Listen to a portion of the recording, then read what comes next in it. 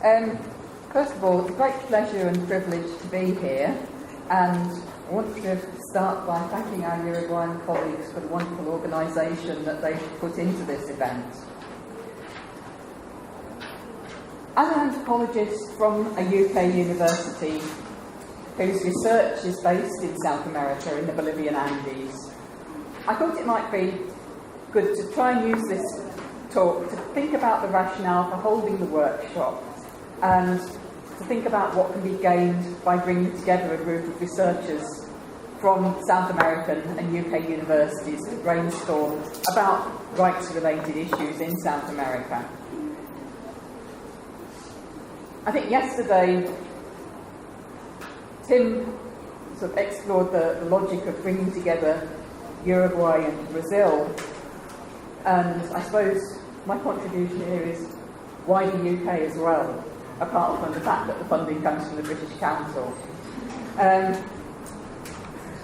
What I'm going to say will be a very partial perspective.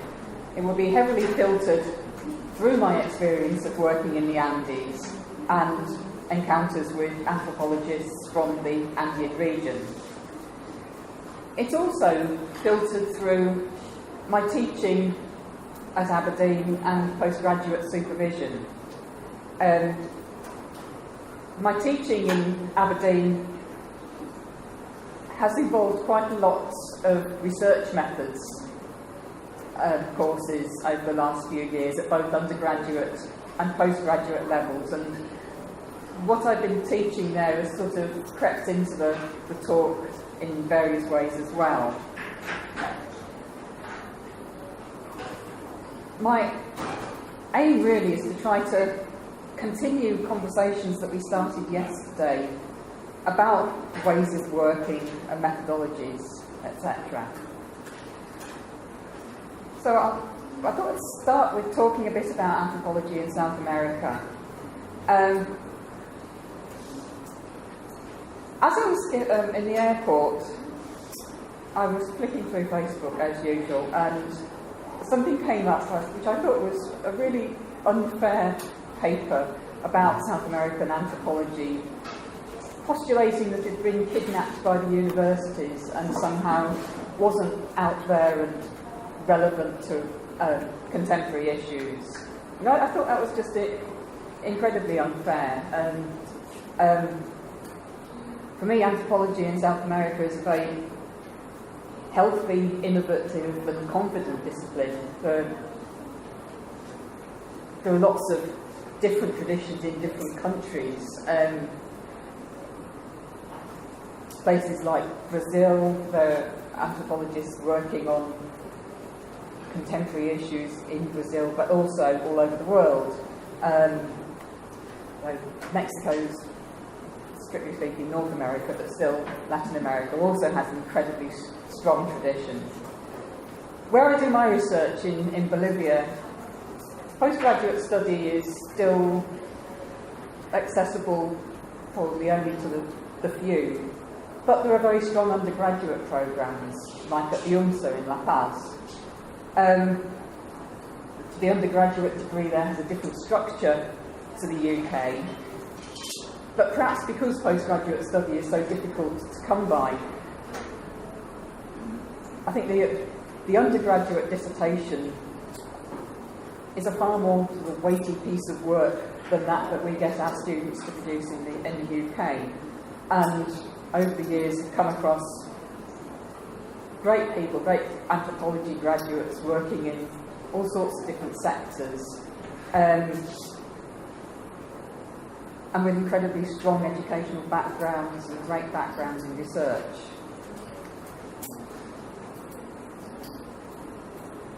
I think one thing that's always struck me about anthropology in the Latin American countries is the high profile that anthropologists have in public debate.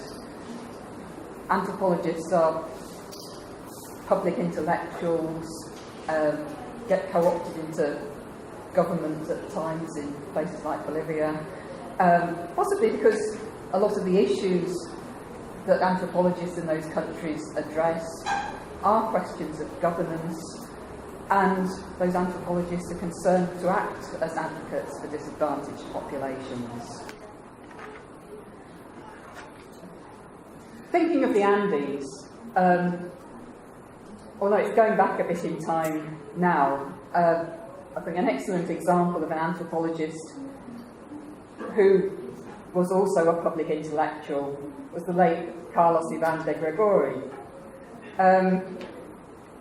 formerly head of the Instituto de Estudios Peruanos.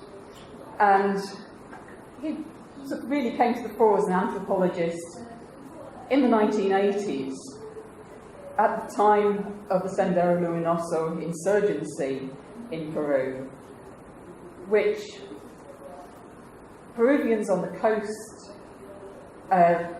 tended to look at initially as an ethnic conflict and tended to put a lot of blame for the violence that was happening in the highlands on the indigenous population. First of all, De Gregori countered this in his anthropological writing. He published what was first an article, Que difícil es ser Dios, which was published in English in Critique of Anthropology, of how difficult it is to be God, in which he took apart a lot of the arguments of the certain political scientists, mainly North Americans, who had also put the origins of the insurgency with peasants in the Peruvian countryside, looking for a sort of structural explanation for the violence, drawing on political scientists like Deda Skolpol, and also some writing from anthropologists, from Eric Wolfe and early writings of James Scott, which seem to imply that freeholding peasants were going to be more likely to engage in rebellion than peasants on sort of large estates. And I think these sorts of explanations fed into the prejudices of coastal Peruvians. De Gregori came at the question partly as an insider, since he had worked previously at the University of San Cristobal de Huamanga in Ayacucho, where Abimael Guzman, the Maoist leader of Sendero Luminoso, had been a professor of philosophy. He remarked to a friend that Guzman was his dean and also signed his paychecks at that time. And De Gregori, through doing ethnographic research and also through his personal experience, saw the rebellion, the insurgency in a very different light, and looked at the role that education was playing in it. He saw Sendero Luminoso not originating with the peasants in the highlands, but much more that young people migrating from rural communities to the city to study in search of education, convinced by a sort of hegemonic ideas about their own, the lack of value of their own culture, looking and believing in the value of literacy and study and the search for truth in a rather different way than Tim was talking about yesterday, in the sense that this was a search for a truth as a certainty, a way forward, rather than something that's always changing and going to work with. And that this search for truth that they were involved in made them particularly vulnerable to being recruited by Maoists like Guzman and brought into Sendero Luminoso. And then in the countryside, there had been changes. The mestizo leaders, the gamonales, the landowners, had disappeared, and it was quite easy for these new cadres, these young people educated in the cities, to step into that vacuum.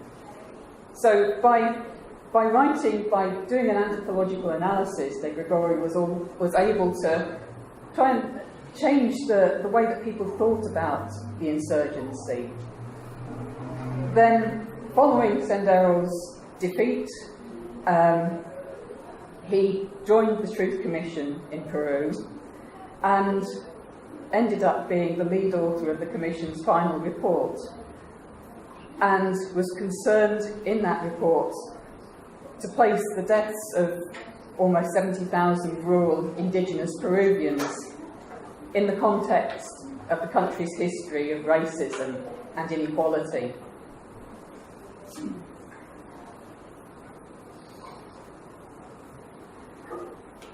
So I think anthropologists from South American traditions and universities have been contributing to issues of rights for some time. And it's also worth noting in Bolivia, where I work, how much anthropological scholarship has tended to creep into the rhetoric of indigenous movements there.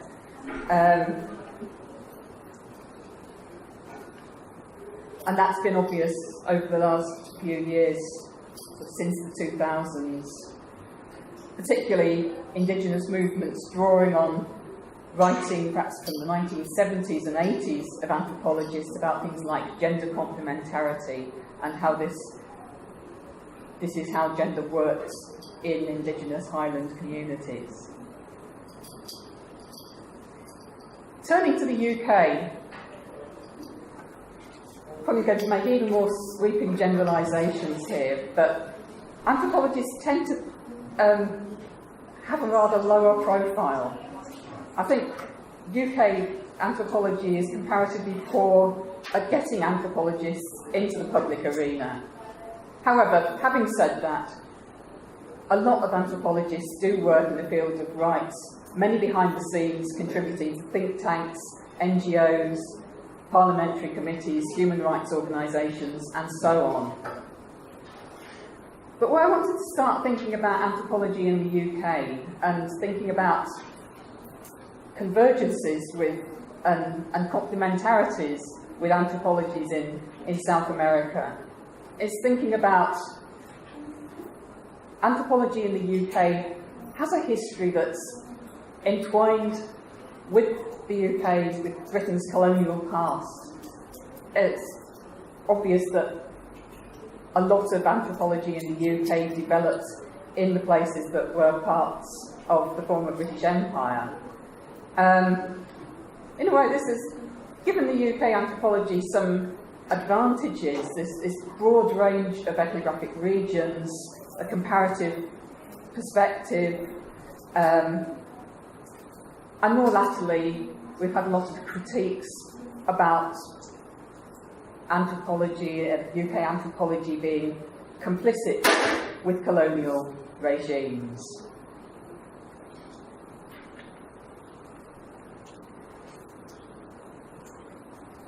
And these critiques of UK anthropology's involvement with colonial regimes and trying to deal with colonial legacies, I think has helped change the ways that anthropology has been done. And there's a sort of complementarity there, I think, with South American anthropologies, as the UK is a former colonising power, whereas South American countries are former colonised locations. And I think there's a sort of complementarity, perhaps, that we can try to work together using the sort of critiques of the colonial past and colonial forms of knowledge in order to work forward to new sorts of methodologies. And in the UK, reflections on and changes to anthropological research methods have brought about different ways of working. a long time ago now, anthropologists in the UK started to acknowledge the work of their research participants, their collaborators, and have started addressing the politics and power relations in anthropology and questioning its relevance in the contemporary world.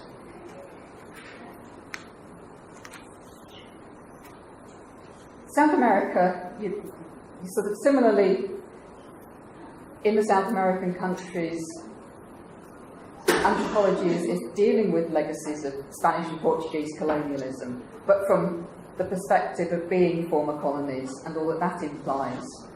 A result of that being the way that independence from colonial powers took shape. Power ended up residing in those countries primarily in the hands of relatively small elites, wealthy elites, often European descended as well.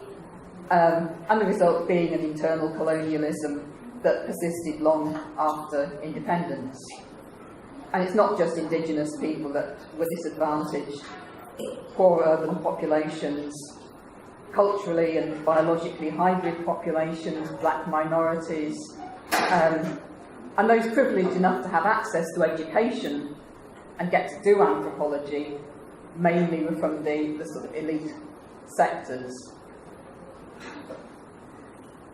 In recent years in Bolivia, a political rhetoric has arisen, also in other South American countries, of decolonisation. Politically, it's often been rather unclear exactly what this means, and in various ways, I think a very ambitious political project hasn't always delivered what it's promised. Thinking again of Bolivia,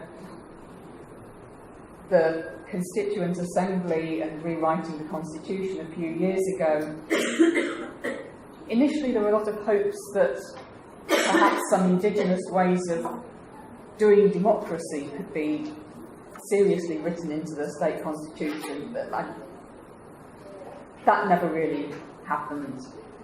There have been ambitious projects like granting rights to non-human entities, such as the earth, while the state continues to pursue extractive policies. But the project of decolonisation has also included the idea of decolonising knowledge. And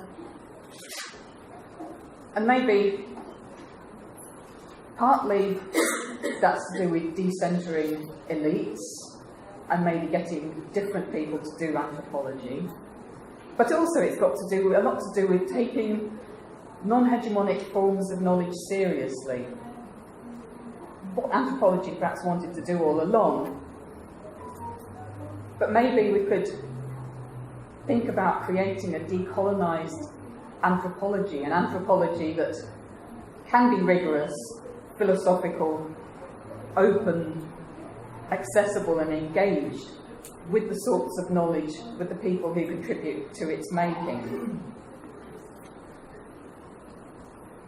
And I think here this idea of both the colonial critique from UK anthropology and ideas about decolonising knowledge in South America can lead to perhaps to interesting ways and new ways of doing collaborative anthropology.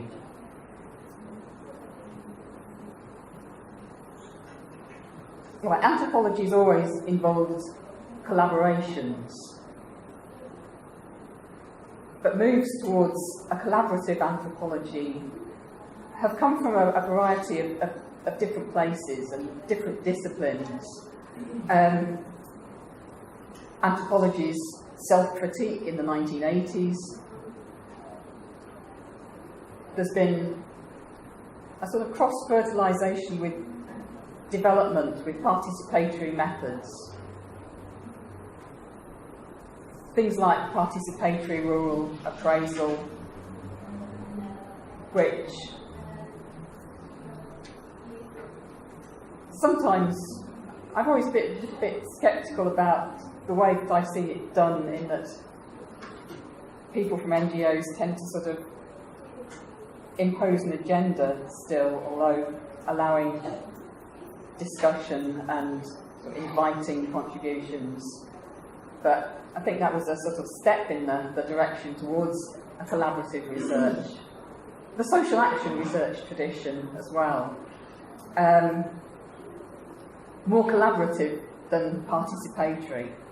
Research aimed at pursuing interests of the people being researched, with issues and questions arising from discussions with them.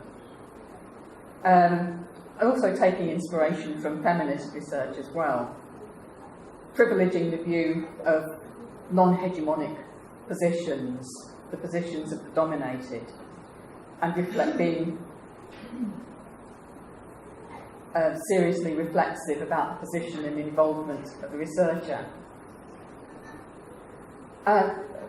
Collaborative methods are still being developed in different places and in different circumstances, and finding ways to work collaboratively with other people is an ongoing work. And this is where I think we can have useful dialogues involving anthropologists from the different countries and the different traditions involved. And hopefully this workshop is a way of getting those conversations going.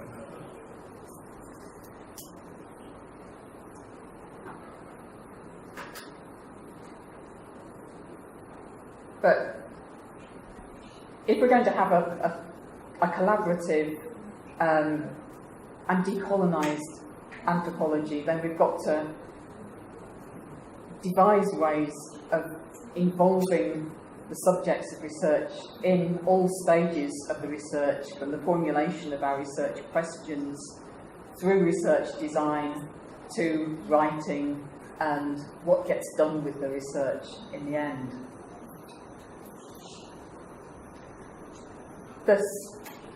I think what I'm proposing is very much what Tim has been writing about when he writes about doing an anthropology with rather than an anthropology of.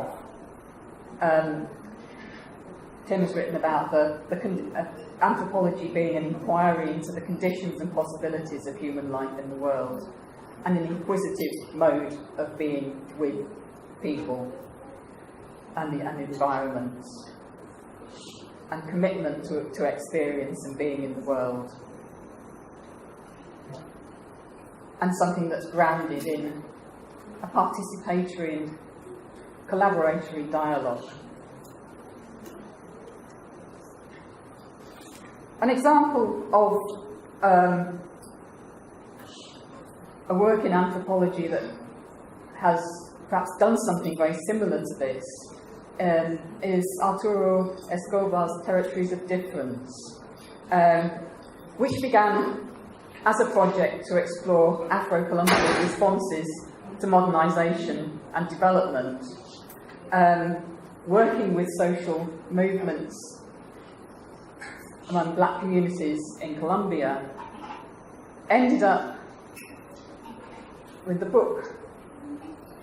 The framework of the book developed from conversations with the activists. So the frameworks developed in the book were formulated collectively with the actors, and parts of the book are sort of texts that come from members of the movement. But Escobar has also written text jointly with members of the movement as well. I think this is a sort of interesting way to work, and something that might be inspiring to us and something to think about methodologically.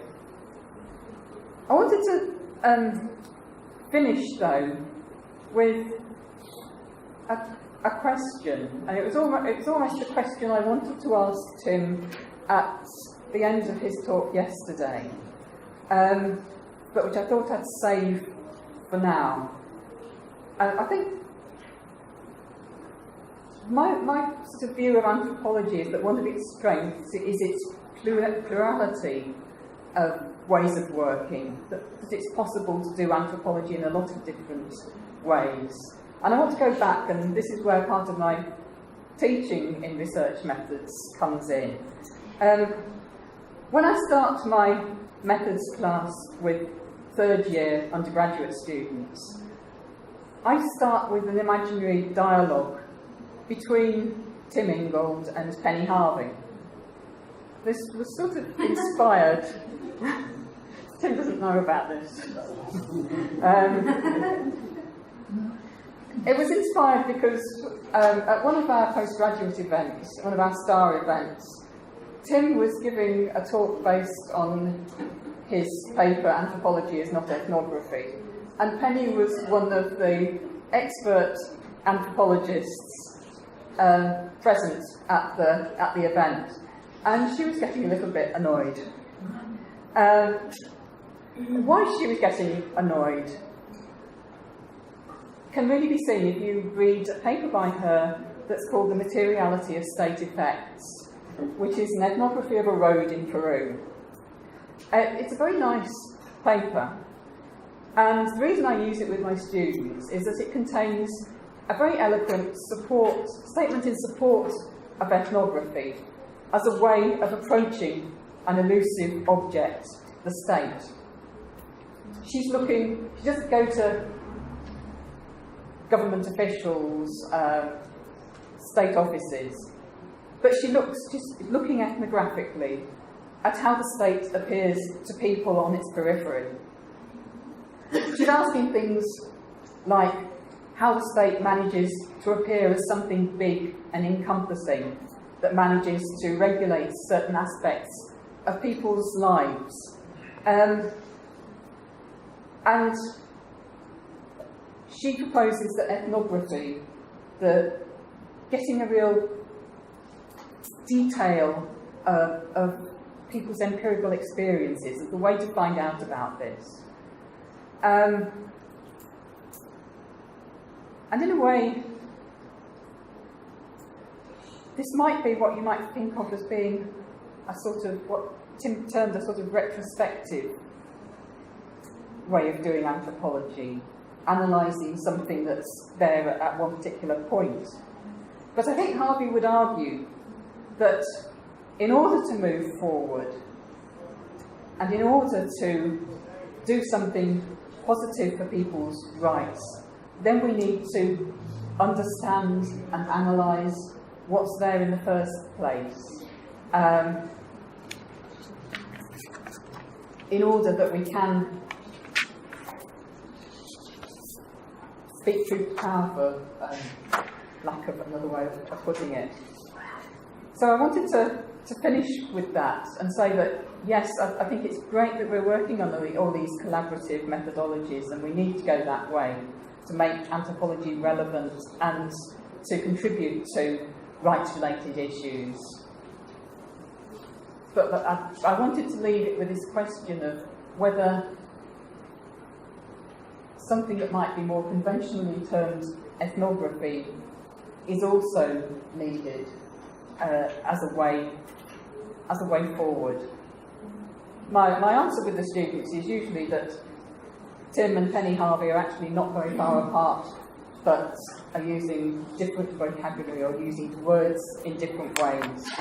And they're both committed to an empirical research that does aim to look at possibilities of life in the world, but they're going about it in slightly different ways. I'll finish there. Thank you.